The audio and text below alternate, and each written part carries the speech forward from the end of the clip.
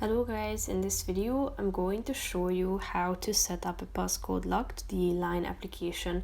But first I just want to mention, don't forget to subscribe to my channel because at 10,000 subscribers I am going to show you my whole YouTube revenue statistics and growth strategy, how to make money online. Now let's jump into it. First of all, open the application on your phone.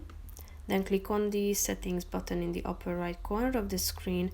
Click on privacy within the personal info section, that's the second button. Click on passcode lock on the right side at the top. Then you should enter the passcode below that you would like to set, and in order to confirm your passcode, type it in again. As you can see, it has been enabled and set, so if you want to change it, come back to this section and click on the change passcode button, enter the current one, and then confirm your new passcode again by typing it in. So basically that's it for this video guys. See you in the next one. Bye bye.